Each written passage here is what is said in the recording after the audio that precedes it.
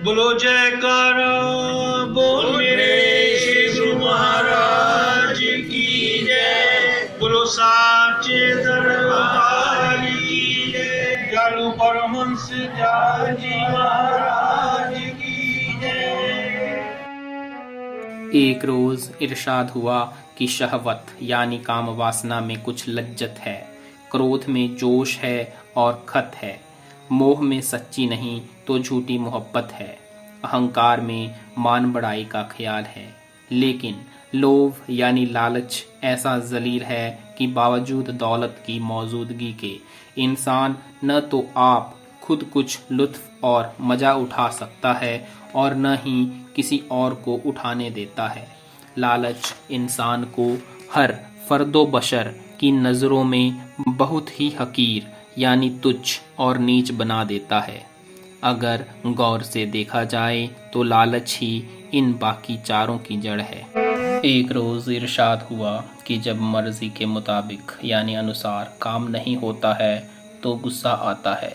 उस वक्त यह ख्याल करना चाहिए कि एक दिन ऐसा होगा कि हमारी सब शय दूसरों के तसर्रुफ यानी प्रयोग में आएंगी, जिस तरह से वे चाहेंगे करेंगे। उस वक्त हम गुस्सा कहाँ और किस पर करेंगे। बस हमको चंद रोज़ा उम्र तल्ख यानी कड़वी कठिन और दूसरों की दिल शिकनी यानी दिल तोड़ना न करनी चाहिए। टूटा हुआ दिल हरगिज नहीं बनता है। एक रोज इरशाद हुआ कि हसद यानी ईर्ष्या बड़ी बुरी बला है। हासिद यानी ईर्ष्यालु हमेशा हसद की आग में जलता रहता है। हासिद दूसरे का कुछ नुकसान नहीं करता मगर अपनी काया तपाता रहता है। नकल है कि 3 शख्स सफर में एक जगह मिले। एक ने पूछा कि भाई तुम क्यों घर से रवाना हुए।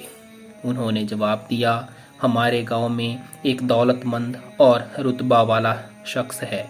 उसकी बड़ाई और खुशहाली देखकर मेरा ऐसा जी जलता था कि मैं मजबूर होकर गांव से निकल आया हूँ। उन दोनों ने भी कहा कि हमारा भी ऐसा ही हाल है। वे तीनों मिलकर सफ़र करने लगे। आगे चलकर उनको एक अरशफियों की थैली मिली। अब तो उनमें से हर एक यह चाहता था कि बाकी इन दोनों को कुछ न मिले और मैं ही सब ले लूं। इसलिए न तो आपस में बांट सकते थे और न थैली छोड़ने का हौसला था। 3 दिन रात बिला यानी बिना खाने पीने के गुजर गए। इत्तिफाकन उधर से बादशाह की सवारी निकली और तीनों को बैठे देखकर पूछा कि तुम कौन हो और क्या कर रहे हो और कैसे बैठे हो। उन्होंने अर्ज यानी निवेदन किया कि यह थैली हमको मिली है, इसको हम बांट नहीं सकते। उनमें से एक ने अपना हाल इस तरह बयान किया कि मेरी यह मंशा है कि मैं किसी का भला न करूं और कोई मुझसे फ़ायदा न उठाए। दूसरे ने अर्ज़ किया कि यह तो महात्मा शख्स है। मेरी तबीयत ऐसी है कि अगर कोई दूसरे के साथ भलाई करे मैं अरसा तक जलता रहता हूँ। तीसरे ने कहा कि जहाँ पनाह, ये दोनों तो पारसा यानी परोपकारी हैं। मेरा तो यह मतलब है कि कोई किसी के साथ नेकी के बदले में नेकी न करे ताकि नेकी और शुक्रगुजारी का नामो निशान ही दुनिया से मिट जाए। इनकी बात सुनकर बादशाह मुताज्जुब यानी विस्मित हुआ और सोचा कि जहाँ ऐसे शख्स हों वहाँ न मालूम क्या कहरे खुदा यानी ईश्वरीय प्रकोप नाजिल यानी गिरे हो।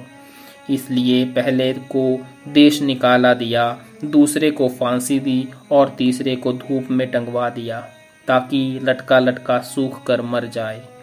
एक रोज इरशाद हुआ कि पेट की लपट ऐसी बला है कि क्या गृहस्थी क्या साधु सबको बेबस कर देती है। भूख के गलबा में इंसान को अच्छे बुरे की तमीज़ नहीं रहती।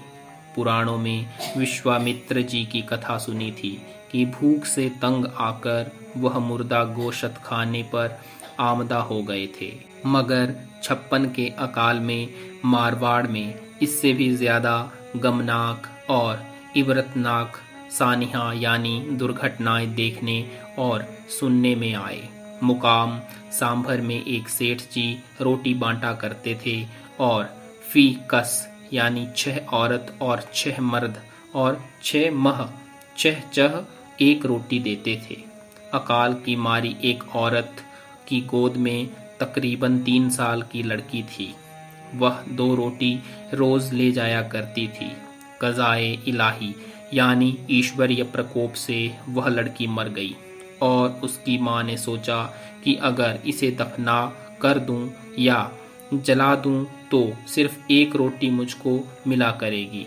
इसलिए उसकी मौत का हाल किसी पर जाहिर न किया और रोटी लेने के वक्त उस लाश को छाती से लगाकर ले आती थी और 2 रोटी मांगकर ले जाती थी। इसी तरह कई दिन उसने ऐसा ही किया। आखिर वह लाश बिल्कुल सड़ गई। बहुत तौफन यानी मुर्दा गंध शुरू हुई तो देखभाल शुरू हुई। उस वक्त इसका पता लगा और औरत ने लड़की के कई दिन पेशतर मरने का हाल कहा। सेठ जी ने यह हाल मालूम करके उस लड़की की लाश जलवा दी और उस औरत की 4 रोटी रोज मुकर्रर कर दी। लेकिन लोभ यानी लालच ऐसी बुरी बला है कि इंसान इसके फंदे में फंसकर अपना भी पेट काटने पर उतर आता है और दूसरों को देना तो दरकिनार अपने खाने पीने का भी नहीं रहता। उन्हीं अय्याम का जिक्र है कि सांभर में ही एक कंगला बाजार में तन बिरहन यानी नगन फिरा करता था और जूठी पत्तलों से जूठन चुन चुन कर खाता था। एक दिन बाजार में बैठा था कि कुत्ता उसकी कोई चीज लेकर भागा। भूख और फाका यानी उपवास से ऐसा कमजोर हो गया था कि कुत्ते का तआकुब यानी पीछा न कर सका, लेकिन चीखने लगा कि हाय कूकर महारी बाटी ले गयो और जमीन पर लौटने और सिर माथा कूटने लगा। बहुत से आदमी जमा हो गए और उससे कहा कि रोता क्यों है, चल तुमको पेट भर रोटी खिलावेंगे, बाटी ले गया तो ले जाने दो। मगर इन बातों से उसकी ढाढ़स यानी धैर्य न बंधी। जब उसको बहुत बेकल देखा तो एक शख्स ने कहा कि अरे सच बता, बाटी थी या कुछ और था। उसने जवाब दिया कि महाराज बाटियां अरशफियों से भरी थी। फिर तो लोग चारों तरफ दौड़े। आखिर धान मंडी में कुत्ते को जा लिया और घेर बांधकर वह चीज उठाई। बहुत ही मैले से कपड़े में 4 बाटियां बंधी हुई थी। जब उसके पास लाए तो उसने उनको छाती से लगा लिया।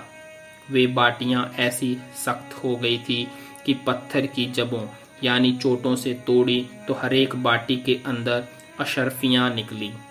तमाम आदमी उसकी हालत देखकर ताज्जुब करने लगे और जेरे निगरानी यानी संरक्षण में रख दिया कि कोई शख्स उसको मारकर अशर्फियां न छीन ले। बोलो जयकारा बोल मेरे श्री परम दयाल जी महाराज की जय। बोलो श्री गुरु महाराज की जय। बोलो सांचे दरबार की जय।